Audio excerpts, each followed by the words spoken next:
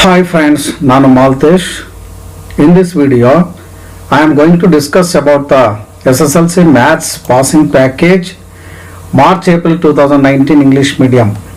Andre Target 28 Passing Package andre mainly this is about the Target 28 andre how to score 28 marks in your annual examination which is to be held in March-April 2019 ಅಂತ.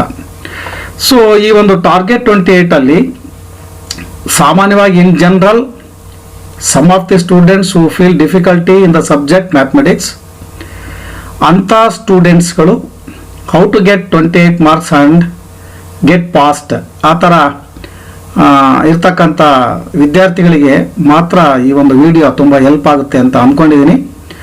So ಈ ಒಂದು video this is SSLC maths passing package part 1 video ಅಂತ. ಅಂದರೆ ಈ ಒಂದು ವಿಡಿಯೋದಲ್ಲಿ ಕೇವಲ topic and content ಬಗ್ಗೆ ನಾನು ಡಿಸ್ಕಸ್ ಮಾತ್ರ ಮಾಡಿದ್ದೀನಿ. ಸೊ ಪಾರ್ಟ್ 2 ವಿಡಿಯೋದಲ್ಲಿ ರಿಲೇಟೆಡ್ ಕ್ವಶನ್ಸ್, ಸೊ ಆ ಕ್ವಶನ್ಗಳನ್ನು ನಾನು ಅಲ್ಲಿ ಡಿಸ್ಕಸ್ ಮಾಡ್ತೀನಿ. ಈಗ ನಾವು only content and topic based video ಇದು ಅಷ್ಟೇ. So how to get 28 marks ಅಂತ. ಸೊ ಇದರಲ್ಲಿ ನಾವೀಗ ಚರ್ಚೆ ಮಾಡ್ತಾ ಹೋಗೋಣ. ಫಸ್ಟು ನೋಡಿ, ನಿಮ್ಮ ಆ್ಯನ್ಯಲ್ ಎಕ್ಸಾಮಿನೇಷನ್ನ ಕ್ವಶನ್ ಪೇಪರ್ ಪ್ಯಾಟರ್ನ್ ಹೇಗಿರುತ್ತೆ ಅಂತ ನಿಮಗೆ ಗೊತ್ತಿರುತ್ತೆ. ಸೊ 8 ಕ್ವಶನ್ಸ್ MCQ ಇರುತ್ತೆ ಮತ್ತು 6 ಕ್ವಶನ್ಸ್ಗಳು SAQ ಶಾರ್ಟ್ ಆನ್ಸರ್ ಕ್ವಶನ್ಸ್ಗಳಿರುತ್ತೆ. ಟೋಟಲ್ 8+6 ಎಷ್ಟು 14 ಕ್ವಶನ್ಸ್ಗಳಿರುತ್ತೆ, MCQ and SAQ included.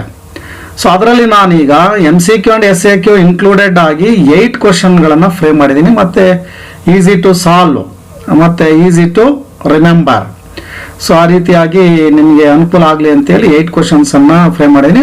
In all topic, ಎಲ್ಲ ಟಾಪಿಕ್ಗಳು ಒಳಗೊಂಡು ನಾನು ಫ್ರೇಮ್ ಮಾಡಿರ್ತಕ್ಕಂಥದ್ದು 8 ಕ್ವಶನ್ಸು ಮತ್ತು ಈಸಿ ಟು ರೈಟ್. ಸೊ ಅದರಲ್ಲಿ ಈಗ ಫಸ್ಟ್ 1 ಮಾರ್ಕ್ ಕ್ವಶನ್ಸ್ಗಳನ್ನು ನಾವು ಚರ್ಚೆ ಮಾಡೋಣ, ಡಿಸ್ಕಸ್ ಮಾಡೋಣ. ಇದರಲ್ಲಿ MCQ ಆ್ಯಂಡ್ SAQ ಅಂತ total number of questions 8, each carry 1 mark ಅಂದರೆ 8 × 1 = 8. ಸೊ ಫಸ್ಟ್ ಯೂನಿಟ್ ಬಗ್ಗೆ ಬಂದಾಗ ದಟ್ ಈಸ್ ಪಾಲಿನಾಮಿಯಲ್ಸ್ ಅಂತ. ಅಂದರೆ ಇಲ್ಲಿ ಈಸಿ ಇರ್ತಕ್ಕಂಥ ಮತ್ತು ಈಸಿ ಟು ರಿಮೆಂಬರ್, ಅಂದರೆ ಮೆಮೊರಿಯಲ್ಲಿ ಇಟ್ಕೊಳ್ಳೋಕ್ಕೆ ಸುಲಭ ಆಗುವಂಥ ಕ್ವಶನ್ಸ್ಗಳಲ್ಲಿ ಮಾತ್ರ ಆಯಾ ಸಂಬಂಧಪಟ್ಟಂಥ ಯೂನಿಟ್ಗಳನ್ನು ನಾನು ಫ್ರೇಮ್ ಮಾಡ್ತಾ ಹೋಗ್ತೀನಿ. ಸೊ ಪಾಲಿನಾಮಿಯಲ್ಸಲ್ಲಿ ಐದರ್ MCQ ಇರ್ಬೋದು ಅಥವಾ SAQ ಇರ್ಬೋದು, 1 ಮಾರ್ಕು ನಿಮಗೆ ಎಕ್ಸಾಮ್ನಲ್ಲಿ ಬರುತ್ತೆ ಇದು. ಸೊ ಇದರಲ್ಲಿ ಕೇಳುವಂಥ ಒಂದು ಟಾಪಿಕ್ ಯಾವುದು ಅಂತಂದರೆ, ಕ್ವಶನ್ ಯಾವುದು ಅಂತಂದರೆ ಡಿಗ್ರಿ ಆಫ್ ಪಾಲಿನಾಮಿಯಲ್. ಅಂದರೆ ಒಂದು ಪಾಲಿನಾಮಿಯಲನ್ನು ಕೊಟ್ಟು ಅದರ ಡಿಗ್ರಿ ಅಂತಂದರೆ ಹೈಯೆಸ್ಟ್ ಎಕ್ಸ್ಪೋನೆಂಟ್ ಅಥವಾ ಹೈಯೆಸ್ಟ್ ಪವರ್ ಅಂತ ನಾವೇನು ಹೇಳ್ತೀವಲ್ಲ ಅದನ್ನು ಐಡೆಂಟಿಫೈ ಮಾಡಿ ಬರೀತಕ್ಕಂಥದ್ದು. ಈ ಕ್ವಶನ್ನು ಮಲ್ಟಿಪಲ್ ಚಾಯ್ಸಲ್ಲಿ ಬೇಕಾದರೂ ಇರ್ಬೋದು ಅಥವಾ SAQ ನಲ್ಲಿ ಬೇಕಾದರೂ ಇರ್ಬೋದು. ಮತ್ತು ಈಸಿಯಾಗಿ ನೀವು ಅದನ್ನು ನೆನಪಿಟ್ಕೊಂಡು ಬರೆಯುವಂಥ ಒಂದು ಕ್ವಶನ್ನು. ಈ ಥರದ ಡಿಫ್ರೆಂಟ್ ಕ್ವಶನ್ಗಳನ್ನು ನೀವು ಹೆಚ್ಚು ಸೊಲ್ಯೂಷನ್ ಕಂಡುಹಿಡಿದಿದ್ದೇ ಆದಲ್ಲಿ ನಿಮಗೆ ಅನುಕೂಲ ಆಗ್ತದೆ, 1 ಮಾರ್ಕ್ಗೆ ತುಂಬ ಹೆಲ್ಪ್ ಆಗುತ್ತೆ. ಸೊ ನೆಕ್ಸ್ಟ್ ಯೂನಿಟ್ ರಿಯಲ್ ನಂಬರ್ಸಲ್ಲೂ ಕೂಡ including MCQ or SAQ 1 mark ಇಲ್ಲಿ ನಿಮಗೆ ಸಿಗುತ್ತೆ. ಸೊ ಇದರಲ್ಲಿ ಯಾವ್ಯಾವ ಟಾಪಿಕ್ಗಳನ್ನು ನಾನು ಇನ್ಕ್ಲೂಡ್ ಮಾಡಿದ್ದೀನಿ ಅಂತಂದರೆ ಮೇಜರ್ ಆಗಿ 5 ಟಾಪಿಕ್ಸ್ ಮತ್ತು ಕಂಟೆಂಟ್ಗಳನ್ನು ಇನ್ವಾಲ್ವ್ ಮಾಡಿದ್ದೀನಿ. ಈ ಒಂದು ಕಂಟೆಂಟ್ಗಳಲ್ಲಿ ಅಥವಾ ಟಾಪಿಕ್ಗಳಲ್ಲಿ ನಿಮಗೆ 1 ಮಾರ್ಕ್ ಕ್ವಶನನ್ನು ಫ್ರೇಮ್ ಮಾಡ್ಬೋದು ಅಂತಕ್ಕಂಥದ್ದು. ಅದರಲ್ಲಿ ಫಸ್ಟು ಯಾವುದಪ್ಪ ಕಂಟೆಂಟ್ ಅಂದರೆ topic express numbers as a product of prime factors ಅಂತ. ಅಂದರೆ ಒಂದು ನಂಬರ್ ಕೊಟ್ಟಿರ್ತಾರೆ, ಆ ನಂಬರನ್ನು ನೀವು ಏನು ಮಾಡಬೇಕು, ಪ್ರಾಡಕ್ಟ್ ಆಫ್ ಪ್ರೈಮ್ ಫ್ಯಾಕ್ಟರ್ಸ್ ಆಗಿ ಬರೀತಕ್ಕಂಥದ್ದು, ಎಕ್ಸ್ಪ್ರೆಸ್ ಮಾಡ್ತಕ್ಕಂಥದ್ದು. ಅದು ಈಸಿಯಾಗಿರ್ತಕ್ಕಂಥ ನಂಬರ್ಸ್ ಇರುತ್ತೆ, 140, 120 ಅಥವಾ 256 ಈ ಥರ ಚಿಕ್ಕ ನಂಬರ್ಗಳನ್ನು ಕೊಟ್ಟು ನೀವೇನು ಮಾಡಬೇಕಾಗುತ್ತೆ, ಜಸ್ಟ್ ಡಿವಿಷನ್ ಅಂದರೆ ಡಿವೈಡ್ ಮಾಡ್ತಾ ಹೋದಾಗ ಬರುವಂಥ ಏನು ಫ್ಯಾಕ್ಟರ್ಸ್ ಇದೆಯಲ್ಲ ಅವುಗಳನ್ನು ಬರೀತಕ್ಕಂಥದ್ದು ಅಷ್ಟೇ. ಸುಲಭವಾಗಿ 1 ಮಾರ್ಕು ಸಿಗುತ್ತೆ. ಸೊ ಇದು ಬಿಟ್ಟರೆ ನೆಕ್ಸ್ಟು ಯೂಕ್ಲಿಡ್ಸ್ ಡಿವಿಷನ್ ಲೆಮಾ ಸ್ಟೇಟ್ಮೆಂಟ್ ಬರೀಬೇಕಾಗುತ್ತೆ. ಇಲ್ಲಿ A = BQ + R ಅಂತ ನಿಮಗೆ ಗೊತ್ತಿದೆ, ಅದನ್ನು ಬರೀ ಅಷ್ಟು ಮಾತ್ರ ಅಲ್ಲ, ಇಲ್ಲಿ ಸ್ಟೇಟ್ ಅಂದರೆ ಸ್ಟೇಟ್ಮೆಂಟನ್ನು ಬರೀಬೇಕಾಗ್ತದೆ. ಯೂಕ್ಲಿಡ್ಸ್ ಡಿವಿಷನ್ ಲೆಮಾ ಅಂತ. ಸೊ ಆ ಸ್ಟೇಟ್ಮೆಂಟ್ಗೆ ನಿಮಗೆ 1 ಮಾರ್ಕ್ ಇರುತ್ತೆ ಅಂತಕ್ಕಂಥದ್ದು. And find HCF or LCM ಈ ಥರ ಕ್ವಶನ್ ಕೂಡ ಇರ್ಬೋದು. ಅಂದರೆ find HCF by using Euclid's division lemma. Euclid's division lemma use ಮಾಡಿ HCF ಕಂಡುಹಿಡಿತಕ್ಕಂಥ ಒಂದು ಪ್ರಾಬ್ಲಮ್ ಇರ್ಬೋದು, ಅಥವಾ using as a product of prime factorisation method. So ಅದನ್ನ ಯೂಸ್ ಮಾಡಿ ನೀವು LCM ಅನ್ನ ಕಂಡುಹಿಡಿರಿ ಅಂತ 1 ಮಾರ್ಕ್ಗೆ SAQ ಆರ್ MCQ ಯಾವ್ದು ಬೇಕಾದ್ರೂ ಇರ್ಬೋದು, ಆ ರೀತಿಯಾಗಿ ಒಂದು ಕ್ವಶನ್ ಅನ್ನ ಕೇಳ್ಬೋದು. ಆಮೇಲೆ relation between H and H into L is equal to A into B ಅಂತಂದ್ರೆ product of 2 numbers is equal to their product of HCF and LCM ಅಂತ. ಅಂದ್ರೆ HCF into LCM is equal to A into B ಅಂತಂದ್ರೆ ಇವೆರಡು A into B ಅಂತಕ್ಕಂಥದ್ದು 2 numbers ಇರುತ್ತೆ. ಆ 2 ನಂಬರ್ಸ್ನ HCF ಮತ್ತು LCM ಕಂಡು ಹಿಡ್ಕೊಂಡು ಅವುಗಳ ಎರಡು ಪ್ರಾಡಕ್ಟ್ ಅನ್ನ ನಾವು ಮಾಡ್ಕೊಂಡ್ರೆ ಆ ಪ್ರಾಡಕ್ಟು ಅವೆರಡು ನಂಬರ್ಗಳ ಪ್ರಾಡಕ್ಟ್ಗೆ ಏನಾಗಿರುತ್ತೆ, ಈಕ್ವಲ್ ಆಗಿರುತ್ತೆ. ಇದೊಂದು ರಿಲೇಷನ್ ಇದು. ಸೊ ಅಂದ್ರೆ product of 2 numbers is equal to product of their HCF and LCM ಅಂತ. ಸೊ ಈ ರಿಲೇಷನ್ ಅನ್ನ ಯೂಸ್ ಮಾಡಿಕೊಂಡು 3 ಥಿಂಗ್ಸ್ ಅನ್ನ ಕೊಡ್ತಾರೆ. ಇಲ್ಲಿ ಬಹುಶಃ ನಿಮಗೆ HLA ಕೊಟ್ಟು B ಕಂಡಿಡಿರಿ ಅಂತಾನೋ, ಅಥವಾ LAB ಕೊಟ್ಟು H ಕಂಡಿಡಿರಿ ಅಂತಾನೋ, ಅಥವಾ HLA ಕೊಟ್ಟು B ಕಂಡಿಡಿರಿ ಅಂತಾನೋ, ಈ ರೀತಿಯಾಗಿ ಸೊ 3 ಫ್ಯಾಕ್ಟರ್ಸ್ ಅನ್ನ ಕೊಟ್ಟು ಒಂದು ಫ್ಯಾಕ್ಟ್ ಅನ್ನ ಕಂಡಿಡಿರಿ ಅಂತ ನಿಮಗೆ ಕೇಳ್ಬೋದು. ಈ relation between H into L is equal to A into B ಅಂತಕ್ಕಂಥ ಒಂದು ರಿಲೇಷನ್ ಅಲ್ಲಿ. ಸೊ ಇದು MCQ ನಲ್ಲಾದ್ರೂ ಇರುತ್ತೆ, ಅಥವಾ SAQ ಆದ್ರೂ ಕೂಡ ಕೊಡ್ಬೋದು. ನಂತರ 5th ಟಾಪಿಕ್ ಏನಂತಂದ್ರೆ state whether rational numbers will have terminating, non terminating, repeating decimal ಅಂತ. ಸೊ ಇದು ರಿಯಲ್ ನಂಬರ್ಸ್ ಅಲ್ಲಿ ಬರುವಂತ ಇನ್ನೊಂದು ಕೊನೆ ಟಾಪಿಕ್ ಆಗಿದೆ. ಇದರಲ್ಲಿ ಕೆಲವೊಂದು ರ್ಯಾಷನಲ್ ನಂಬರ್ಸ್ ಕೊಟ್ಟು ರ್ಯಾಷನಲ್ ನಂಬರ್ ಅನ್ನ ಕೊಟ್ಟು, ರ್ಯಾಷನಲ್ ನಂಬರ್ ಅಂತಂದ್ರೆ it is of the form P/Q where P and Q are integers and Q is not equal to 0 ಅದು ಗೊತ್ತಿದೆ. ಸೊ ಆ ರ್ಯಾಷನಲ್ ನಂಬರ್ಸ್ ಅನ್ನ ಕೊಟ್ಟು ಅದನ್ನ ನೀವು ಸೊಲ್ಯೂಷನ್ ಕಂಡಿಡಿದೇನೆ ಹಾಗೇನೆ ನೀವೇನು ಹೇಳಬೇಕು, ಇದು ಟರ್ಮಿನೇಟಿಂಗ್ ಅಥವಾ ನಾನ್ ಟರ್ಮಿನೇಟಿಂಗ್, ರಿಪೀಟಿಂಗ್ ಡೆಸಿಮಲ್ ಅಂತಾನು ಹೇಳ್ಬೇಕಾಗ್ತದೆ. ಸೊ ಅದಕ್ಕೆ ನಿಮ್ಗೆ ಗೊತ್ತಿದೆ. ಸೊ ಅದು ಪ್ರಾಡಕ್ಟ್ ಆಫ್ 2 ಇಂಟು 5 ಅಥವಾ ಅದರ ಎಕ್ಸ್ಪೋನೆಂಟ್ಸ್ ಆಗಿದ್ರೆ ಅದು ಏನಾಗಿರುತ್ತೆ, ರ್ಯಾಷನಲ್ ನಂಬರ್, ಅಥವಾ ಅದಾಗಲಿಲ್ಲ ಅಂದ್ರೆ ಇರ್ಯಾಷನಲ್, ಅಥವಾ ನಾನ್ ಟರ್ಮಿನೇಟಿಂಗ್, ರಿಪೀಟಿಂಗ್ ಅಂತ ನಿಮಗೆ ಅದು ಎಲ್ಲ ಗೊತ್ತಾಗುತ್ತೆ ಅದನ್ನ. ಸೊ ಅದನ್ನ ಯೂಸ್ ಮಾಡಿ ನೀವು ಕಂಡಿಡಿದ್ರೆ ಇದನ್ನ SAQ ನಲ್ಲಿ ಬಹುಶಃ ಕೇಳ್ತಾರೆ, ಅಥವಾ MCQ ನಲ್ಲಿ ಕೂಡ ಬೇಕಾದ್ರೆ ಈ ಟಾಪಿಕ್ ನಲ್ಲಿ ಒಳಗೊಂಡಂತೆ ಕೇಳ್ಬೋದು, ಕ್ವಶನ್ ಅನ್ನ ಫ್ರೇಮ್ ಮಾಡ್ಬೋದು. ಸೊ ಟೋಟಲಿ ಈ ಒಂದು ರಿಯಲ್ ನಂಬರ್ಸ್ ಅಲ್ಲಿ ನಿಮಗೆ ಈ ಟಾಪಿಕ್ಗಳ ಅಥವಾ ಕಂಟೆಂಟ್ಗಳನ್ನ ನೀವೆಲ್ಲ ಕವರ್ ಮಾಡಿದ್ರೆ, ಕ್ವಶನ್ಸ್ಗಳನ್ನ ಬೇರೆ ಬೇರೆ ತರ ಎಲ್ಲ ಹಾಕೊಂಡು ನಿಮಗೆ 1 ಮಾರ್ಕು ಸುಲಭವಾಗಿ ನಿಮಗೆ ಸಿಗುತ್ತೆ ಅಂತಕ್ಕಂಥದ್ದು. ಇನ್ನು ನೆಕ್ಸ್ಟ್ ಯೂನಿಟ್ ಯಾವ್ದಪ್ಪ ಅಂದ್ರೆ peer of linear equations in 2 variables. ಇದರಲ್ಲೂ ಕೂಡ MCQ ಅಂಡ್ SAQ ನಲ್ಲಿ ಸೊ 1 ಮಾರ್ಕ್ಗೆ ನಿಮಗೆ ಡೆಫಿನೆಟ್ ಆಗಿ ಒಂದು ಕ್ವಶನ್ ಇದ್ದೇ ಇರುತ್ತೆ. ಸೊ ಇಲ್ಲಿ solutions for equations X and Y ಅಂತ ಕೇಳ್ತಾರೆ. ಅಂದ್ರೆ A pair of linear equations in 2 variables ಅನ್ನ ನೀವು ಅದಕ್ಕೆ ಸೊಲ್ಯೂಷನ್ಸ್ ಗಳನ್ನ 4 ಮೆಥಡ್ಸ್ ಅಲ್ಲಿ ಕಂಡುಹಿಡಿಬಹುದು. ಒಂದು ಯಾವ್ದಪ್ಪ ಅಂದ್ರೆ substitution method and elimination method, and ಇನ್ನೊಂದು ಯಾವುದು cross multiplication method and graphical method ಅಂತ. ಸೊ ಗ್ರಾಫಿಕಲ್ ಮೆಥಡ್ ಅದು ಲಾಸ್ಟ್ಗೆ 4 ಮಾರ್ಕ್ ಇರ್ತದೆ. ಅದು ಇಲ್ಲಿ ಇನ್ನು 3 ಮೆಥಡ್ ಅಲ್ಲಿ ಅಂದ್ರೆ ಸಬ್ಸ್ಟಿಟ್ಯೂಷನ್ ಮೆಥಡ್, ಅಥವಾ ಎಲಿಮಿನೇಷನ್ ಮೆಥಡ್, ಅಥವಾ ಕ್ರಾಸ್ ಮಲ್ಟಿಪ್ಲಿಕೇಶನ್ ಮೆಥಡ್ ಅಲ್ಲಿ ಯಾವ್ದಾದ್ರು ಒಂದು ಮೆಥಡ್ ಅನ್ನ ಯೂಸ್ ಮಾಡಿ ನೀವು X ಅಂಡ್ Y ವ್ಯಾಲ್ಯೂಸ್, ಅಥವಾ X ಅಂಡ್ Y ಆಗಿರ್ಬೇಕು ಅಂತಿಲ್ಲ, ಅಲ್ಲಿ ಯಾವ ವೇರಿಯೇಬಲ್ಸ್ ಗಳನ್ನ ಕೊಟ್ಟಿರ್ತಾರೋ ಸೊ ಆ ವೇರಿಯೇಬಲ್ಸ್ ಗಳ ಬೆಲೆಯನ್ನ ಕಂಡುಹಿಡಿಬೇಕು, ಅಥವಾ ಅವಕ್ಕೆ ಸೊಲ್ಯೂಷನ್ ಗಳನ್ನ ಕಂಡುಹಿಡಿಬೇಕು ಆ ಇಕ್ವೇಶನ್ಸ್ಗೆ. ಸೊ ಈಸಿ ಆಗಿರ್ತದೆ, ತುಂಬಾ ಸುಲಭವಾಗಿ ಇರುವಂತವುಗಳನ್ನೇ 1 ಮಾರ್ಕಿಗೆ ಕೊಡೋದು, ಜಾಸ್ತಿ ಕಷ್ಟವಾಗಿರೋಂಥ ಕೊಡೋದಿಲ್ಲ. ಸೊ ಹಾಗಾಗಿ ಈಸಿಯಾಗಿ ಕ್ಯಾನ್ಸಲ್ ಆಗುವಂತ ಒಂದು ಈಕ್ವೇಶನ್ಸ್ಗಳನ್ನೇ ಅಲ್ಲಿ ನಿಮಗೆ ಕೊಡ್ತಾರೆ. ಸೊ ಅವುಗಳನ್ನು ನೀವು ಮಾಡಬೇಕಾಗ್ತದೆ. ಈ ಥರದ ಹೆಚ್ಚು ಪ್ರಾಬ್ಲಮ್ಗಳನ್ನು, ಸಿಮಿಲರ್ ಪ್ರಾಬ್ಲಮ್ಸ್ಗಳನ್ನು ಹೆಚ್ಚು ವರ್ಕ್ ಮಾಡಬೇಕಾಗ್ತದೆ ಸ್ಟೂಡೆಂಟ್ಸ್. ನಂತರ ಇಲ್ಲಿ behaviours of lines representing a pair of linear equations in 2 variables. ನಿಮ್ಮ ಟೆಕ್ಸ್ಟ್ ಬುಕ್ಕಲ್ಲಿ ಕೊಟ್ಟಿರೋ ಹಾಗೆ ಒಂದು pair of linear equations in 2 ವೇರಿಯೇಬಲ್ಸ್ನ ಬಿಹೇವಿಯರ್ಸ್, ಆ ಬಿಹೇವಿಯರ್ಸ್ 3 ಇನ್ಫಾರ್ಮೇಶನ್ಸ್ ಮಾಹಿತಿ ಇದೆ ಅದರಲ್ಲಿ. ನಿಮ್ಗೆ ಯಾವ್ದಪ್ಪ ಅಂತಂದ್ರೆ ಆ ಒಂದು ಲೀನಿಯರ್ ಇಕ್ವೇಶನ್ಸ್ ಇಂಟರ್ಸೆಕ್ಟಿಂಗ್ ಆದಾಗ ಕನ್ಸಿಸ್ಟೆಂಟ್, ಮತ್ತೆ ಅದು ಇನ್ನೊಂದು ಯಾವುದು ಯುನಿಕ್ ಸೊಲ್ಯೂಷನ್ಸ್. ನೋಡಿ 3 ಇಲ್ಲಿ ಇನ್ಫಾರ್ಮೇಷನ್ ಸಿಗುತ್ತೆ ನಮಗೆ ಬಿಹೇವಿಯರ್ ಬಗ್ಗೆ.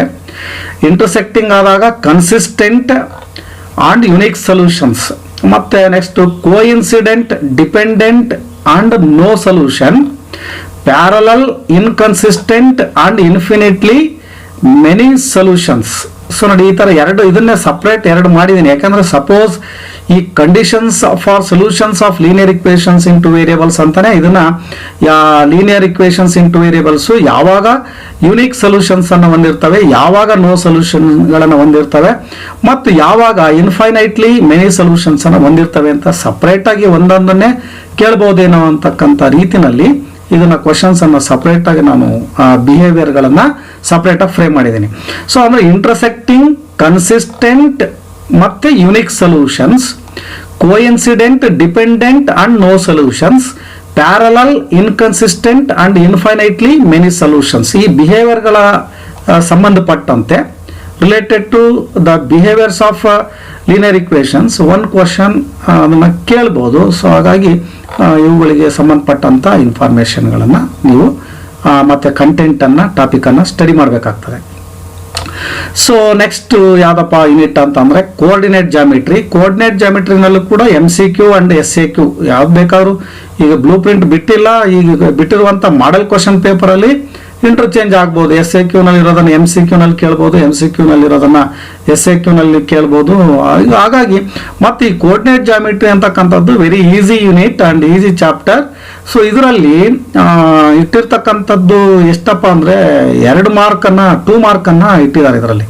ಸೊ ಅದರಲ್ಲಿ MCQ ಇರ್ಬೋದು, SAQ ಇರ್ಬೋದು. 2 ಮಾರ್ಕಿಗೆ ನಿಮಗೆ ಸುಲಭವಾಗಿ ತಗೋಬಹುದು. ಇದರಲ್ಲಿ ನಿಮ್ಮ ಟಾರ್ಗೆಟ್ 28 ಅಲ್ಲಿ 2 ಮಾರ್ಕಿಗೆ ಓದ್ಕೊಂಡ್ರೆ ಸಾಕು.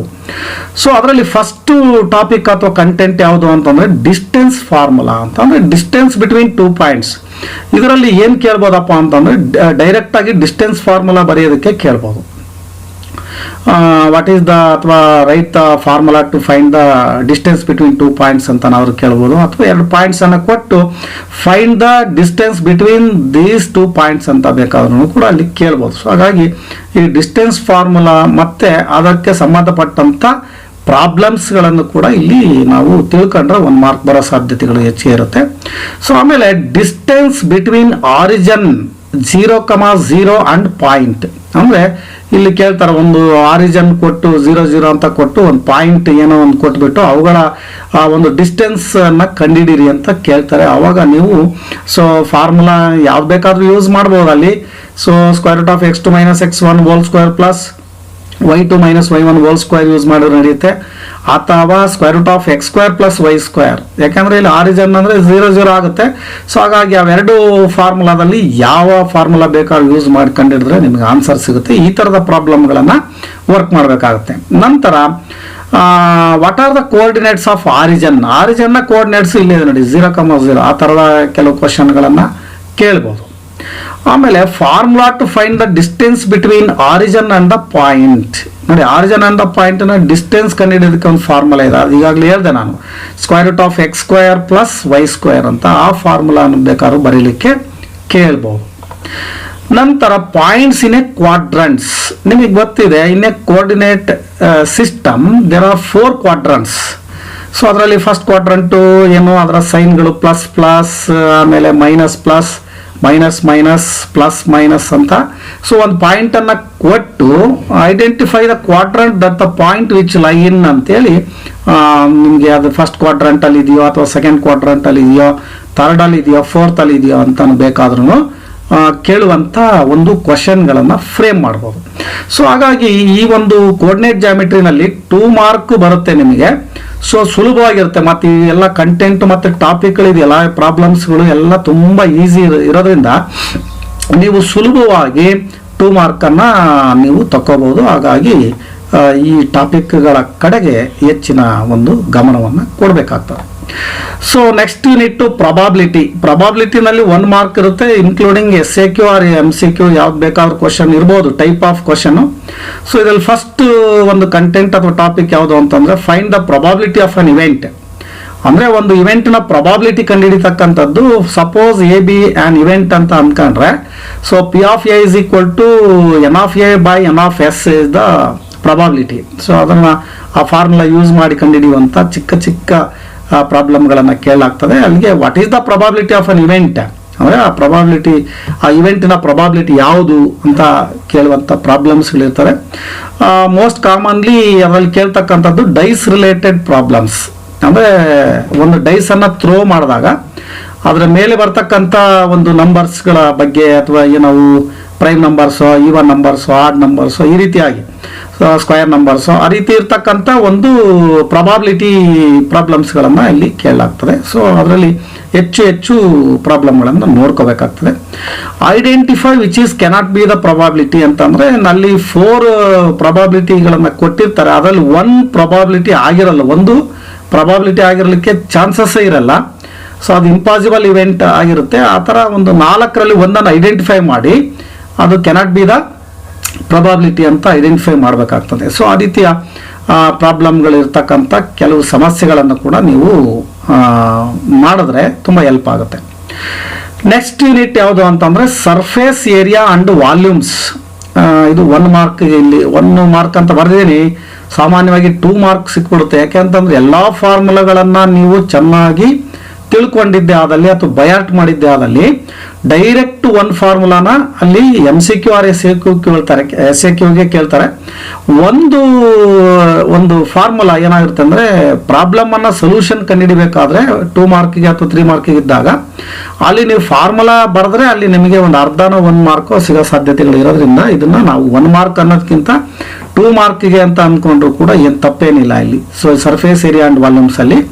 ಸೊ ಇಲ್ಲಿ ಆಲ್ ಫಾರ್ಮುಲೆ ಅಂತಂದ್ರೆ ಇದಕ್ಕೆ ಇನ್ಕ್ಲೂಡಿಂಗ್ ಯಾವ್ಯಾವ ಬರುತ್ತೆ ಇಲ್ಲಿ ಅಂತ ಅಂದ್ರೆ cylinder, cone, sphere, hemisphere, frustum, ಈ 1 2 3 4 5 ಈ 5ಗಳ curved surface, total surface areas and volumes ನ ಫಾರ್ಮುಲೆ. ಸೊ ಈ ಫಾರ್ಮುಲೆಗಳನ್ನು ಎಲ್ಲವುಗಳನ್ನು ಕಲ್ತ್ಬಿಟ್ರೆ ಅಲ್ಲಿಗೆ 1 2 3 4 5 5 × 3 ಅಂತಂದ್ರೆ 15 ಆಗುತ್ತೆ. ಸೊ ಆ 15 ಫಾರ್ಮುಲೆಗಳನ್ನು ಚೆನ್ನಾಗಿ ಬಯಾಟ್ ಮಾಡಿದ್ರೆ 1 ಸಿಗಲ್ಲ, 2 ಮಾರ್ಕ್ ಸಿಕ್ಬಿಡುತ್ತೆ ನಿಮಗೆ.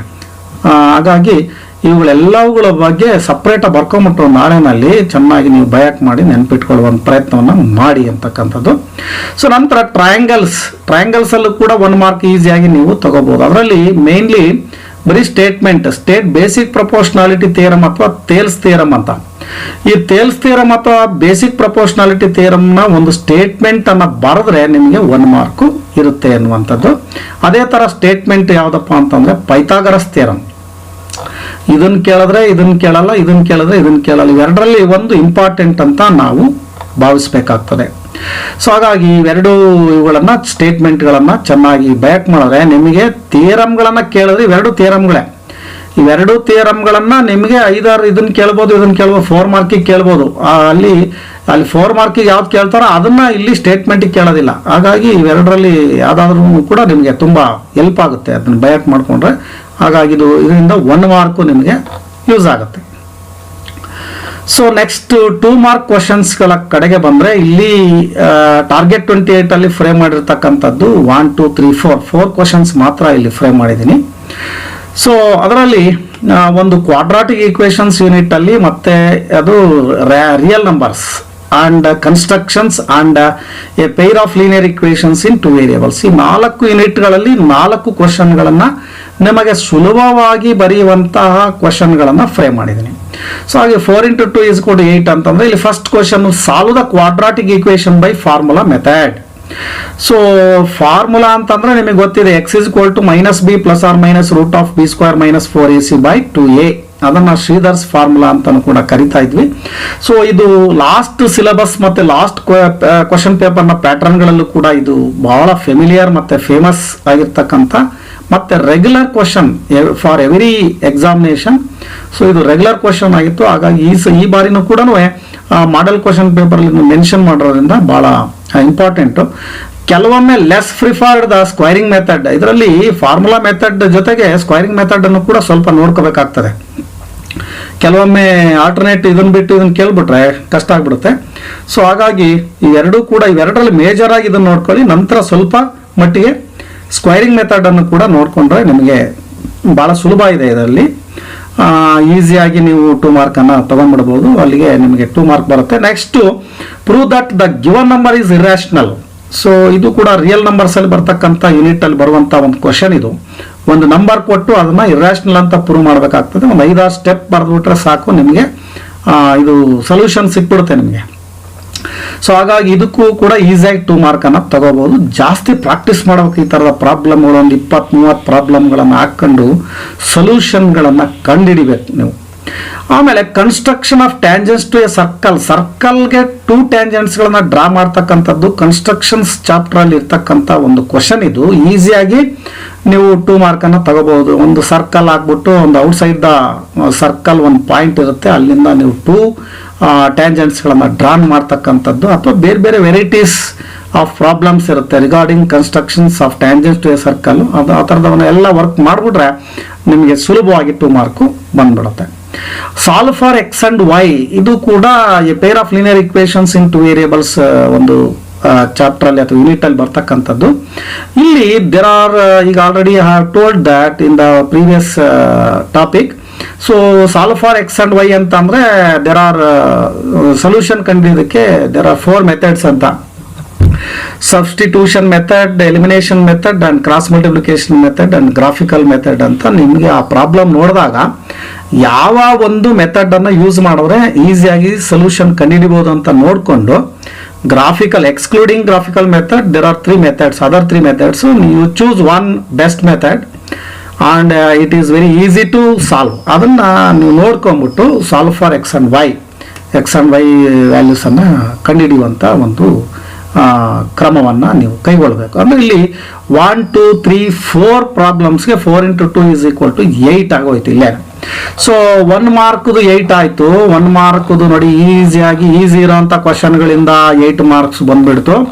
ಮತ್ತು ಈಸಿಯಾಗಿರ್ತಕ್ಕಂಥ 2 ಮಾರ್ಕ್ನ ಕ್ವಶನ್ಸ್ಗಳಿಂದ ಒಂದು 8 ಮಾರ್ಕ್ಸ್ ಬಂತು. 8 + 8 ಎಷ್ಟಾಯಿತು? 16 ಆಗೋಯ್ತಾಳೆ. ಸೊ ನಂತರ 3 ಮಾರ್ಕ್ ಕ್ವಶನ್ಸ್ಗಳ ಬಗ್ಗೆ ಬಂದರೆ 3 ಮಾರ್ಕ್ಸ್ ನಾನು ಇಲ್ಲಿ ಟಾರ್ಗೆಟ್ 28 ಅಲ್ಲಿ ಫ್ರೇಮ್ ಮಾಡಿರ್ತಕ್ಕಂಥದ್ದು ಓನ್ಲಿ 3. ಅಂದರೆ ಇವೆಲ್ಲ ಪರ್ಫೆಕ್ಟ್ ಆಗಬೇಕು, ಸುಮ್ಮನೆ ಅರ್ಧ ಬರೆದ್ರೆ ಸಾಧ್ಯ ಆಗೋದಿಲ್ಲ. ಸೊ 3 ಮಾರ್ಕ್ ಕ್ವಶನ್ಸ್ ಅಂತಕ್ಕಂಥದ್ದು 3 × 3 ಅಲ್ಲಿಗೆ ಎಷ್ಟು ಮಾರ್ಕ್ಸ್ ಆಯ್ತದು? 9 ಮಾರ್ಕ್ಸ್ ಆಗೋಯ್ತು. ಇವನ್ನ ಚೆನ್ನಾಗಿ ನೀವು ಪ್ರಾಕ್ಟೀಸ್ ಮಾಡ್ಕೋಬೇಕಾಗ್ತದೆ. ಅದರಲ್ಲಿ 3 ಮಾರ್ಕ್ನಲ್ಲಿ first question theorem on circle. ಈ ಸರ್ಕಲ್ಗೆ ಸಂಬಂಧಪಟ್ಟಂತೆ 2 ಮೇಜರ್ ಆಗಿ ಥಿಯರಮ್ಸ್ಗಳು ಇದ್ದಾವೆ. ಸೊ ಅವು ನಿಮಗೆ ಗೊತ್ತಿದೆ, ಅದನ್ನು ಮತ್ತೆ ನೆಕ್ಸ್ಟ್ ಅದರಲ್ಲಿ ಡಿಸ್ಕಸ್ ಮಾಡ್ತೀನಿ ವಿಡಿಯೋ 2ನಲ್ಲಿ. ಪಾರ್ಟ್ 2 ವಿಡಿಯೋದಲ್ಲಿ ಅದನ್ನು ಚರ್ಚೆ ಮಾಡೋಣ, ಥಿಯರಮ್ಗಳು ಯಾವುವು ಏನು ಎತ್ತ ಅಂತ. ಸೊ ಆ 2 ಥಿಯರಮ್ಗಳನ್ನು ನೀವು ಚೆನ್ನಾಗಿ ಪ್ರಾಕ್ಟೀಸ್ ಮಾಡ್ಕೋಬೇಕು. ಇನ್ನೊಂದು 2 ಇದ್ದಾವೆ, ಬಹುಶಃ ಅವು ಮೇಜರ್ ಆಗಿ ಅವನ್ನ ಪರಿಗಣಿಸಿಲ್ಲ. ಹಾಗಾಗಿ ಥಿಯರಮ್ ಆನ್ ಸರ್ಕಲ್ ಅಲ್ಲಿ 2 ಥಿಯರಮ್ಗೆ ಪಕ್ಕ ಆಗ್ಬಿಟ್ರೆ ನಿಮಗೆ 1 ಥಿಯರಮ್ ಅನ್ನ ನೀವು ಬರೆದ್ಬಿಟ್ರೆ 3 ಮಾರ್ಕು ಈಸಿಯಾಗಿ ಬರುತ್ತೆ. ಬಟ್ ಇಲ್ಲಿ ಆಪ್ಷನ್ 2 ಥಿಯರಮ್ಗಳನ್ನು ಆಪ್ಷನ್ ಆಗಿ ಕೊಡೋದ್ರಿಂದ 2 ಓದ್ಕೊಂಡ್ಬಿಟ್ರೆ ಯಾವ ಸುಲಭ ಆಗುತ್ತೋ ಅದನ್ನು ನೀವು ಅಲ್ಲಿ ಬರಿಬಹುದು. ಸೊ ಹಾಗಾಗಿ ಥಿಯರಮ್ ಆನ್ ಸರ್ಕಲ್ ಅಲ್ಲಿ 3 ಮಾರ್ಕು ಇಲ್ಲಿ ಬಂದ್ಬಿಡುತ್ತೆ. ಅದನ್ನು ಚೆನ್ನಾಗಿ ಪ್ರಾಕ್ಟೀಸ್ ಮಾಡಿ, ಯಾವುದು ಫಿಗರು, ಆಮೇಲೆ ಡೇಟಾ ಅಥವಾ ಗಿವನ್ ಟು ಪ್ರೂಫ್, ಈ ಥರ 3-4 ಸ್ಟೆಪ್ಗಳನ್ನು, ಕನ್ಸ್ಟ್ರಕ್ಷನ್ಸ್ ಏನಾದರೂ ಇದ್ರೆ ಅದೆಲ್ಲ ಸ್ಟೆಪ್ಸ್ಗಳನ್ನು ಯೂಸ್ ಮಾಡಿ ಬರೆದ್ಬಿಟ್ರೆ ನಿಮಗೆ ಎಷ್ಟು 3 ಮಾರ್ಕ್ ಬರುತ್ತೆ. ಸೊ ಹಾಗಾಗಿ ಈ 2 ಥಿಯರಮ್ಗಳನ್ನು ನೀವು ಚೆನ್ನಾಗಿ ಪ್ರಾಕ್ಟೀಸ್ ಮಾಡ್ಕೋಬೇಕು. ಕನ್ಸ್ಟ್ರಕ್ಷನ್ ಆಫ್ ಸಿಮಿಲರ್ ಟ್ರಯಾಂಗಲ್ಸ್ ಅನ್ನ ಕನ್ಸ್ಟ್ರಕ್ಷನ್ ಮಾಡ್ತಕ್ಕಂಥದ್ದು ನಿಮಗೆ ಬಹಳ ಇಂಪಾರ್ಟೆಂಟು ಮತ್ತು ಈಸಿ ಆಗಿದೆ, ಸುಲಭವಾಗಿ ನೀವು ಮಾಡ್ಕೋಬಹುದು. ಒಂದು ಟ್ರಯಾಂಗಲ್ ಅನ್ನ ನೀವು ಕನ್ಸ್ಟ್ರಕ್ಟ್ ಮಾಡಿಬಿಟ್ರೆ ಇನ್ನೊಂದು ಟ್ರಯಾಂಗಲ್ ಅನ್ನ ಕನ್ಸ್ಟ್ರಕ್ಟ್ ಮಾಡೋದೇನಂತ ಕಷ್ಟ ಇರಲ್ಲ. ಅದು depending upon some of the rules you should follow. ಅವನ್ನ ಯೂಸ್ ಮಾಡಿ ನೀವು ಮಾಡ್ಕೊಂಡ್ರೆ ಸಿಮಿಲರ್ ಟ್ರಯಾಂಗಲ್ಸನ್ನು ಕನ್ಸ್ಟ್ರಕ್ಟ್ ಮಾಡಿದ್ರೆ ಭಾಳ ಈಸಿ ಇರ್ತದೆ. ಸೊ ಅದು ಗೊತ್ತಿದೆ ನಿಮಗೆಲ್ಲ, ಈಗಲೇ ಸಿಲೆಬಸ್ ಮುಗಿದೋಗಿದೆ. ಸೊ ಅಲ್ಲೂ ಕೂಡ ಒಂದು 3 ಮಾರ್ಕು ಬಂದ್ಬಿಡುತ್ತೆ ಅಂತಕ್ಕಂಥದ್ದು. ನಂತರ ಕನ್ಸ್ಟ್ರಕ್ಷನ್ ಆಫ್ ಓಜಿವ್ ಗ್ರಾಫನ್ನು ಹಾಕಿದ್ರೆ ನೋಡಿ, ಆ ಕಾರ್ಟಿಷಿಯನ್ ಕೋಆರ್ಡಿನೇಟ್ ಸಿಸ್ಟಮಲ್ಲಿ ಎಕ್ಸ್ ಆ್ಯಂಡ್ ವೈ ಆಕ್ಸಿಸ್ ಅದೆಲ್ಲ ಹಾಕ್ಬಿಟ್ಟು ಸೊ ಆ ವ್ಯಾಲ್ಯೂಸನ್ನು ಹಾಕಿ ಎರಡು ಟೈಪ್ ಬರುತ್ತೆ. 2 ಟೈಪಲ್ಲಿ ಯಾವ್ದು ಬೇಕಾದ್ರೂ 1 ಟೈಪನ್ನು ನೀವು ಹಾಕ್ಬೇಕು, 2 ಹಾಕಕ್ಕೆ ಹೋಗಬೇಡಿ. ಸೊ ಕನ್ಸ್ಟ್ರಕ್ಷನ್ ಆಫ್ ಓಜಿವ್ ಅನ್ನ ನೀವು ಕನ್ಸ್ಟ್ರಕ್ಟ್ ಮಾಡಿದ್ರೆ 3 ಮಾರ್ಕ್ ಬರುತ್ತೆ. ಈಸಿಯಾಗಿರುತ್ತೆ. ಇದೆಲ್ಲ ಪೆನ್ಸಿಲ್ ಸ್ಕೇಲ್ ಯೂಸ್ ಮಾಡಿ ಮಾಡ್ತಕ್ಕಂಥದ್ದು. ಸೊ ಹಾಗಾಗಿ 3 ಕ್ವಶನ್ಗಳಿಗೆ ಪಕ್ಕ ಆಗ್ಬೇಕು ನೀವು. ಅಲ್ಲಿಗೆ 3 × 3 9 ಆಯಿತು. ಸೊ ಅಲ್ಲಿಗೆ 8 + 8 16, 16 + 9 25, 25 ಮಾರ್ಕ್ಸು ಸುಲಭವಾಗಿ ಆಗೋಯ್ತು. ನಂತರ ಈಗ ಲಾಸ್ಟ್ ಟಾಪಿಕ್ ಏನಪ್ಪ ಅಂದರೆ 4 ಮಾರ್ಕ್ ಕ್ವಶನ್ಸು ಟಾರ್ಗೆಟ್ 28 ಫ್ರೇಮ್ ಮಾಡಿರೋದು ಎರಡಷ್ಟೇ. ಸೊ ಇದರಲ್ಲಿ ಫಸ್ಟ್ ಥಿಯರಮ್ ಆನ್ ಟ್ರಯಾಂಗಲ್ಸ್, ಇದರಲ್ಲಿ 3 ಥಿಯರಮ್ಸ್ ಇದೆ. ಸೊ ಆಲ್ರೆಡಿ ಡಿಸ್ಕಸ್ಡ್, ಒಂದು ಯಾವುದು ಥೇಲ್ಸು, ಆಮೇಲೆ areas of similar triangles and Pythagoras. So ಆ 3ರಲ್ಲಿ ಒಂದು ಕೇಳ್ತಾರೆ, ಮತ್ತೆ ಇದು ಉಳಿದಂತೆ ಇನ್ನೂ ಒಂದು 2-3 ಇದಾವೆ, ಬಟ್ ಅವನ್ನ ಯಾವುದೇ ಕಾರಣಕ್ಕೂ ಕೇಳಲ್ಲ. ಬಟ್ ಏನೋ ಸಮ್ ಇನ್ಸ್ಟೆನ್ಸ್ ಹೇಳಕ್ಕಾಗಲ್ಲ, ಬಟ್ ಇವು ಮೇಜರ್ ಆಗಿ ಫೇಮಸ್ ಆಗಿರುವಂಥ ಥಿಯರಮ್ಸ್ಗಳು.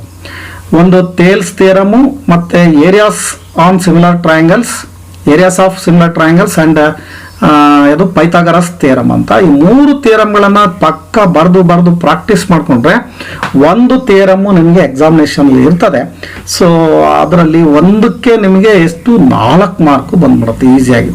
ಸೊ ಇದರಲ್ಲೂ ಕೂಡ ಅಷ್ಟೇ, first before commencing the theorem ಅದು ಪ್ರೂಫನ್ನು ನೀವು ಕಮೆನ್ಸ್ ಮಾಡಬೇಕಾದ್ರೆ ಅಲ್ಲಿ ಫಸ್ಟ್ ಬರಿಬೇಕಾಗಿರ್ತಕ್ಕಂಥದ್ದೇ ಫಿಗರ್ ಅಥವಾ ಡಯಾಗ್ರಾಮನ್ನು ಫಸ್ಟ್ ಬರೀಬೇಕು. ಆಮೇಲೆ data are given to prove construction proof, ಅದರಲ್ಲಿ ಸ್ಟೇಟ್ಮೆಂಟ್ಸು ರೀಸನ್ಸ್ ಅಂತ ಅದರಲ್ಲಿ ಮತ್ತೆ ಸಪ್ರೇಟ್ ಪಾರ್ಟ್ಗಳಿರ್ತದೆ, ಅದೆಲ್ಲ ಡೀಟೇಲ್ಸ್ ಆಗಿ ಬರೀಬೇಕಾಗ್ತದೆ. ಸೊ ಅದಕ್ಕೆ ನಿಮಗೆ ಒಂದು ಥಿಯರಮ್ಗೆ 4 ಮಾರ್ಕ್ಸು ಸುಲಭವಾಗಿ ಬಂದ್ಬಿಡುತ್ತೆ. Next graph. ಈ ಗ್ರಾಫು ಹಳೆ ಓಲ್ಡ್ ಸಿಲೆಬಸ್ಗಳಲ್ಲೆಲ್ಲ ಕ್ವಾಡ್ರಾಟಿಕ್ ಈಕ್ವೇಷನ್ಸ್ ಅಲ್ಲಿ ಬರೋದು. ಈಗ A pair of linear equations in 2 variables ಅಲ್ಲಿ ಈ ಗ್ರಾಫನ್ನು ಕನ್ಸ್ಟ್ರಕ್ಟ್ ಮಾಡೋದಕ್ಕೆ ಕೇಳ್ತಾರೆ. ಸೊ ಈ ಗ್ರಾಫ್ 4 ಮಾರ್ಕಿಗೆ ಇರೋದ್ರಿಂದ ನಿಮಗೆ ಡೈರೆಕ್ಟ್ ಆಗಿ peer of linear equations in 2 variables ಅನ್ನು ಡೈರೆಕ್ಟ್ ಆಗಿ ಅವರೇ ಕೊಟ್ಬಿಡ್ತಾರೆ. ಇಲ್ಲಿ ಇದರಲ್ಲಿ ಸಮ್ ಆಫ್ ದಿ ಪ್ರಾಬ್ಲಮ್ಸ್ ಏನಾಗುತ್ತೆ ರಿಗಾರ್ಡಿಂಗ್ ಗ್ರಾಫ್, ಯಾವುದು ವರ್ಕ್ಡ್, ಯಾವುದು ಪ್ರಾಬ್ಲಮ್ಸ್, ವರ್ಡ್ ಪ್ರಾಬ್ಲಮ್ಸ್ ರೂಪದಲ್ಲಿ ಇರ್ತವೆ. ಆ ವರ್ಡ್ ಪ್ರಾಬ್ಲಮ್ಸ್ ಅನ್ನ ಆಲ್ಜಬ್ರಿಕ್ ಎಕ್ಸ್ಪ್ರೆಷನ್ಸ್ ಆಗಿ, ಆಲ್ಜಬ್ರಿಕ್ ಇಕ್ವೇಷನ್ಸ್ ಆಗಿ ಬರ್ಕೊಂಡು, ನಂತರ ನೀವು ಅವನು ವೈಗೆ ಇಕ್ವೇಟ್ ಮಾಡ್ಕೊಂಡು, ನಂತರ XY ಚಾರ್ಟ್ ಹಾಕೊಂಡು ವ್ಯಾಲ್ಯೂಸ್ ಕಂಡುಹಿಡಿದು ಕಾರ್ಟೇಷಿಯನ್ ಕೋಆರ್ಡಿನೇಟ್ ಸಿಸ್ಟಮ್ ಅಲ್ಲಿ ಅವುಗಳನ್ನು ಐಡೆಂಟಿಫೈ ಮಾಡಿದಾಗ ಅವು ಪ್ಯಾರಲಲ್ಲೇ ಅಥವಾ ಕೋಇನ್ಸಿಡೆಂಟೇ ಅಥವಾ ಇಂಟರ್ಸೆಕ್ಟಿಂಗೇ ಅವನ್ನೆಲ್ಲ ಐಡೆಂಟಿಫೈ ಮಾಡಿ ಗುರುಸಿದ್ರೆ ನಿಮಗೆ 4 ಮಾರ್ಕ್ ಬರುತ್ತೆ. ನನಗೆ ಗೊತ್ತಿರೋ ಹಾಗೆ ಅಥವಾ ನಾನು ತಿಳ್ಕೊಂಡ ಹಾಗೆ, ನಾನು ಭಾವಿಸಿರುವ ಹಾಗೆ ಬಹುಶಃ ಡೈರೆಕ್ಟ್ ಆಗಿ 2 peer of linear equations in 2 variables ಅನ್ನ ನೇರವಾಗಿ ನಿಮಗೆ ಇಕ್ವೇಷನ್ಸೇ ಕೊಡ್ತಾರೆ, ವರ್ಡ್ ಪ್ರಾಬ್ಲಮ್ಸ್ ಕೊಡಲ್ಲ ಅಂತ ನಾನು ಭಾವಿಸ್ಕೊಂಡಿದ್ದೀನಿ. ಸೊ ಕೊಟ್ಟರು ಕೂಡ ಅವನ್ನ ಆಲ್ಜಿಬ್ರಿಕ್ ಎಕ್ಸ್ಪ್ರೆಷನ್ಸ್ ಆಗಿ ಕನ್ವರ್ಟ್ ಮಾಡ್ಕೊಳ್ಳೋದು ಸುಲಭ ಇರುತ್ತೆ. ಈ ರೀತಿಯ ಪ್ರಾಬ್ಲಮ್ಗಳನ್ನು ಹೆಚ್ಚು ವರ್ಕ್ ಮಾಡಬೇಕು. ಜಾಸ್ತಿ ಗ್ರಾಫ್ ಇಟ್ಕೊಂಡ್ಬಿಟ್ಟು ಎಲ್ಲ ಥರದ ಗ್ರಾಫ್ಗಳನ್ನು ಮಾಡಿಬಿಟ್ರೆ ನಿಮಗೆ ಒಂದು ಗ್ರಾಫು 4 ಮಾರ್ಕ್ಸು 4 ಮಾರ್ಕಿಗಿರುತ್ತೆ. 4 + 4 8, ಒಂದು ಥಿಯರಮ್ಮು ಒಂದು ಗ್ರಾಫ್ 8 ಮಾರ್ಕ್ಸ್ ಆಗೋಯ್ತು. ಅಲ್ಲಿಗೆ ನಿಮಗೆ 25 + 8 33 ಆಗೋಗ್ಬಿಡ್ತು. ಅಂದರೆ ಟಾರ್ಗೆಟ್ 28ಗಿಂತಲೂ ಏನಾಯಿತು, ಜಾಸ್ತಿ ಆಯಿತು. ಸೊ ಇದರಲ್ಲಿ ಎಲ್ಲಾದರೂ ಮಿಸ್ ಆಗಿ ಬ್ಲೂ ಪ್ರಿಂಟ್ ವೇರಿಯೇಷನ್ ಆಗಿ ಅಥವಾ ತಪ್ಪಾಗಿ ಒಂದು 5 ಮಾರ್ಕ್ಸನ್ನು ಕಳ್ಕೊಂಡ್ರೂ ಕೂಡ ನಿಮಗೆ 33 - 5 28 ಎಕ್ಸಾಕ್ಟ್ ನಮ್ಮ ಒಂದು ಲೈಫ್ ಮಾರ್ಕನ್ನು ರೀಚ್ ಆಗಿಬಿಡ್ತೀವಿ, ಡೆಫಿನೆಟಾಗಿ ಪಾಸ್ ಆಗಿಬಿಡ್ತೀವಿ. ಸೊ ಹಾಗಾಗಿ ಯಾಕೆಂದರೆ 8ಗೆ 28 ಬಂದರೆ ಅದು ಪಾಸಿಂಗ್ ಆಗಿರೋದ್ರಿಂದ ನಮಗೆ ಈಸಿಯಾಗಿ ಇದಾಗುತ್ತೆ. ಇನ್ಕ್ಲೂಡಿಂಗ್ ಇನ್ಯಾವ್ಯಾವ ಟಾಪಿಕ್ಗಳು ಅಂತಂದರೆ ನಿಮಗೆ ಇವಲ್ದೇ, ಸೊ ಇನ್ನು ಕೆಲವು ಅರ್ಥಮೆಟಿಕ್ ಪ್ರೋಗ್ರೆಷನ್ಸ್ ಅಲ್ಲಿರೋ ಈಸಿ ಇರ್ತಕ್ಕಂಥ ಇದು, ಕೆಲವು ಸ್ಟ್ಯಾಟಿಸ್ಟಿಕ್ಸ್ ಅಲ್ಲಿ ಇರ್ತಕ್ಕಂಥ ಕೆಲವು ಫಾರ್ಮುಲೆಗಳು, ಇವನ್ನು ಕೂಡ ಸ್ವಲ್ಪ ನೀವು, ಯಾಕಂದರೆ ಬ್ಲೂ ಪ್ರಿಂಟ್ ವೈಲೇಷನ್ ಆದಾಗ ಮತ್ತೆ ಆ ಕ್ವಶನ್ಸ್ಗಳು ಬರುತ್ತೆ. ಸೊ ಬಟ್ ಎನಿ ಹೌ ನೀವು ಇಷ್ಟನ್ನು ನೋಡ್ಕೊಂಡ್ರು ಕೂಡ ನೀವು ಡೆಫಿನೆಟ್ ಆಗಿ ಒಂದು ಪಾಸ್ ಆಗುವಂಥದಕ್ಕೆ ಯಾವುದೇ ಒಂದು ಡೌಟ್ ಇಲ್ಲ ಅಂತ ನಾನು ಹೇಳೋದಕ್ಕೆ ಬಯಸ್ತೀನಿ. ಸೊ ಇನ್ನೊಂದ್ಸರಿ ನೋಡುವ ಹಾಗೆ ಇಲ್ಲಿ ಟಾರ್ಗೆಟ್ 28 ಅಲ್ಲಿ SSLC maths passing package March-April 2019 English medium ಒಂದು ಪ್ರೋಗ್ರಾಮ್ನಲ್ಲಿ 1 mark questions including MCQ and SAQ ನಲ್ಲಿ 8 ಕ್ವಶನ್ಸ್ಗಳು ಮಾಡಿದ್ರೆ ಸಾಕು, ನಿಮಗೆ 8 ಮಾರ್ಕ್ ಬರುತ್ತೆ. Each carry 1 mark. And 2 mark questions ಅಲ್ಲಿ ನಿಮಗೆ ಓನ್ಲಿ 4 ಕ್ವಶನ್ಸ್ ಅಟೆಂಡ್ ಮಾಡಿದ್ರೆ ಸಾಕು. ಈ ಟಾಪಿಕ್ಗೆ ಸಂಬಂಧಪಟ್ಟಂತೆ ನಿಮಗೆ 8 ಮಾರ್ಕ್ಸ್ ಬರುತ್ತೆ. 3 ಮಾರ್ಕ್ದು ಒಂದು 3 ಅಟೆಂಡ್ ಮಾಡಿದ್ರೆ ಸಾಕು, 9 ಮಾರ್ಕ್ ಬರುತ್ತೆ. 4 ಮಾರ್ಕ್ದು 2 ಅಟೆಂಡ್ ಮಾಡಿದ್ರೆ ಸಾಕು, 8 ಮಾರ್ಕ್ಸ್ ಬರುತ್ತೆ. ಟೋಟಲ್ 33 ಬರುತ್ತೆ. ಸೊ ಇದರ ಜೊತೆನಲ್ಲಿ ಅಲ್ಲಿ ಇಲ್ಲಿ ನೀವು ಅರ್ಧ ಸ್ಟೆಪ್ಗಳನ್ನು, ಒಂದು ಚಿಕ್ಕ ಫಾರ್ಮುಲಾನ ಏನೇನೋ ಬರೆದ್ರೆ ಅದಕ್ಕೆ ಇನ್ನೂ ಕೂಡ ಹೆಚ್ಚಿನ ಮಾರ್ಕ್ಸ್ಗಳು ನಿಮಗೆ ಸಿಗುತ್ತೆ. ಇನ್ಕ್ಲೂಡಿಂಗ್ ಎಲ್ಲ ಸ್ಮಾಲ್ ಟಾಪಿಕ್ಗಳ ಕಡೆನೂ ಕೂಡ ಸ್ವಲ್ಪ ಗಮನ ಹರಿಸಿ. ಸೊ ಈ ಟಾಪಿಕ್ಗಳ ಕಡೆಗೆ ಹೆಚ್ಚಿನ ಗಮನ ಹರಿಸ್ಬಿಟ್ರೆ ನಿಮಗೆ 28 ಟಾರ್ಗೆಟನ್ನು ನಾವು ರೀಚ್ ಆಗೋದ್ರಲ್ಲಿ ಯಾವುದೇ ರೀತಿಯ ಡೌಟ್ ಇಲ್ಲ ಅಂತ ಹೇಳ್ತಾ, ಸೊ ನೀವು ನೆಕ್ಸ್ಟ್ ಈ ಕ್ವಶನ್ಗಳಿಗೆ ಸಂಬಂಧಪಟ್ಟಂತೆ ಈಗೇನು ಇಲ್ಲಿ ನಾನು ಟಾಪಿಕ್ ಮತ್ತು ಕಂಟೆಂಟನ್ನು ಮಾತ್ರ ಡಿಸ್ಕಸ್ ಮಾಡಿದ್ದೀನಿ. ಈ ಕಂಟೆಂಟ್ಗಳಿಗೆ ಸಂಬಂಧಪಟ್ಟಂಥ ರಿಲೇಟೆಡ್ ಕ್ವಶನ್ಗಳು ಯಾವುದು ಅಂತ ನೋಡಬೇಕು ಅಂತಂದರೆ ನೀವು SSLC ಪಾಸಿಂಗ್ ಪ್ಯಾಕೇಜ್ ಪಾರ್ಟ್ 2 ವಿಡಿಯೋವನ್ನು ನೀವು ನೋಡಲೇಬೇಕಾಗುತ್ತೆ. ಸೊ ಅದರಲ್ಲಿ ಕ್ವಶನ್ಸ್ಗಳ ಬಗ್ಗೆ ಮಾತ್ರ ನಾನು ಫ್ರೇಮ್ ಮಾಡಿರ್ತೀನಿ. ಸೊ ಹಾಗಾಗಿ ಪಾರ್ಟ್ 2 ವಿಡಿಯೋವನ್ನು ನಾನು ಇಷ್ಟರಲ್ಲೇ ತಯಾರು ಮಾಡಿ ಅದನ್ನು ಕೂಡ ನಾನು ಅಪ್ಲೋಡ್ ಮಾಡ್ತೇನೆ. ಸೊ ಅದನ್ನು ಕೂಡ ನೀವು ವಾಚ್ ಮಾಡಿ. ಸೊ ನಿಮಗೆ ತುಂಬ ಅನುಕೂಲ ಆಗುತ್ತೆ ಅಂತ ಹೇಳ್ತಾ, ನೀವು ಇವಾಗಿಂದನೇ 4 ತಿಂಗಳು, ಇನ್ನು 4ರಿಂದ 5 ತಿಂಗಳು ಅಂದರೆ ಬಹುಶಃ ಮಾರ್ಚ್ ತಿಂಗಳಲ್ಲಿ ನಿಮಗೆ ಎಕ್ಸಾಮಿನೇಷನ್ ಬರ್ಬೋದು. ಸೊ ಅಷ್ಟರೊಳಗಡೆ ನೀವು ಈ ಎಲ್ಲ ಟಾಪಿಕ್ಗಳನ್ನು ಸಪ್ರೇಟಾಗಿ ಬರ್ಕೊಂಬಿಟ್ಟು ಈ ಕೆಲ ಸೊಲ್ಯೂಷನ್ಸ್ಗಳನ್ನು ಕಂಡಿಡ್ಕೊಂಡು ಡೈಲಿ ಒಂದೊಂದು ಸಾರಿ ಕಣ್ಣಾಡಿಸ್ತಾ ಇದ್ರೆ, ಯಾರಿಗೆ ನೀವು ಡಿಫಿಕಲ್ಟ್ ಫೀಲ್ ಮಾಡ್ತೀರಿ, ಇಲ್ಲ ನನಗೆ ಕಷ್ಟ ಆಗುತ್ತೆ ಅಂತಕ್ಕಂಥವ್ರು ಮಾತ್ರ 28 ತಗೊಂಡು ಪಾಸ್ ಆಗಬೇಕು ಅಂತಕ್ಕಂಥವ್ರು, ಬಟ್ ಎಲ್ಲ ಚೆನ್ನಾಗಿ ಸ್ಕೋರ್ ಮಾಡಬೇಕು ಅಂತಕ್ಕಂಥವ್ರು ಎಲ್ಲ ಟಾಪಿಕ್ಗಳ ಕಡೆಗೆ ಮತ್ತು ಅಪ್ಲಿಕೇಶನ್ ಲೆವೆಲ್ಗಳ ಕಡೆಗೆ ಮತ್ತು ಆಪ್ಷನಲ್ ಕ್ವಶನ್ಸ್ಗಳ ಕಡೆಗೆ ಎಲ್ಲ ದಿಕ್ಕಿನಲ್ಲೂ ಕೂಡ ನೀವು ಅದನ್ನು ಸ್ಟಡಿ ಮಾಡಬೇಕಾಗ್ತದೆ. ಸೊ ಹಾಗಾಗಿ ಈ ಒಂದು ಟಾರ್ಗೆಟ್ 28 ಅಂತಕ್ಕಂಥ ಒಂದು ಕಾರ್ಯಕ್ರಮ ಯಶಸ್ವಿ ಆಗಬೇಕು ಅಂತಂದರೆ ನಿಮ್ಮ ಎಫರ್ಟ್ ಭಾಳ ಮುಖ್ಯ ಅಂತ ಹೇಳ್ತಾ, ಈ ಒಂದು ವಿಡಿಯೋ ಇಷ್ಟ ಆದರೆ ಲೈಕ್ ಮಾಡಿ, ಶೇರ್ ಮಾಡಿ, ಕಮೆಂಟ್ ಮಾಡಿ, ಮತ್ತು ನನ್ನ ಚಾನಲನ್ನು ಸಬ್ಸ್ಕ್ರೈಬ್ ಮಾಡ್ತೀರಾ ಅಂತ ಹೇಳ್ತಾ, ಥ್ಯಾಂಕ್ ಯು ಫ್ರೆಂಡ್ಸ್.